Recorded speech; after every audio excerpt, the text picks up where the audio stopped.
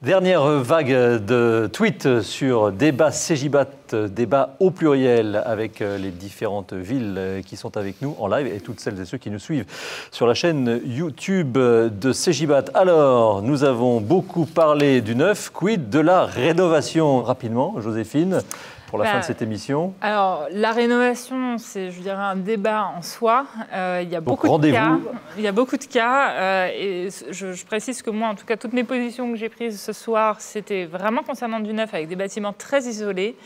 Mon discours sera différent sur de la rénovation, sera vraiment adapté. C'est beaucoup plus du cas par cas en rénovation et je pense que ça mériterait une heure pour la rénovation. Eh bien, rendez-vous est pris pour un nouveau débat Cegibat sur la rénovation. Deuxième question, tweet sur des installations dimensionnées au plus juste. Y a-t-il des insatisfactions avérées de la part des occupants? Je vais encore me retourner vers vous puisqu'on a bien compris que c'était vous qui n'y avait ni ceinture ni bretelle et que vous sautiez avec un parachute tout juste dimensionné. Est-ce qu'il y a des inconforts, de l'inconfort? Absolument pas, ça ne m'est absolument jamais arrivé.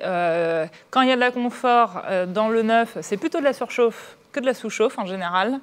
Parce que les apparts solaires, ils sont là. Quand on se met dimanche à faire la cuisine, et là, il fait bien chaud aussi. Donc c'est plutôt la surchauffe que la sous-chauffe dans le neuf. Moi, j'ai jamais eu de problème. Et pour en refaire une petite passerelle sur la rénovation, nous, on a plutôt tendance, quand on fait des travaux de rénovation, à venir réduire les puissances de chauffage quand c'est souvent déjà multiplié par 2 ou 3. Et on n'a jamais eu de problème. Merci. Voilà, nous sommes arrivés au terme de ce débat, Romain, avec des questions que nous sommes posées, des points de vue qui ont été évoqués.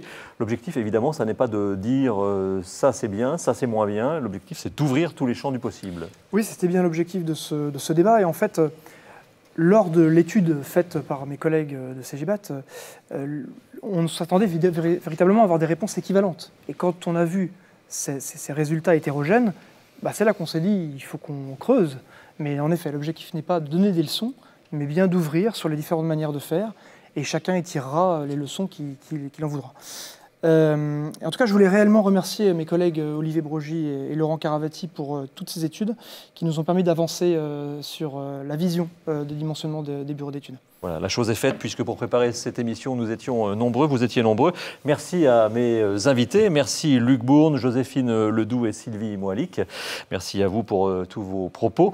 Merci également à toutes les équipes mobilisées sur ce plateau. Retrouvez l'intégralité de ce débat sur la chaîne YouTube Cegibat et je vous dis à très bientôt. Bonsoir.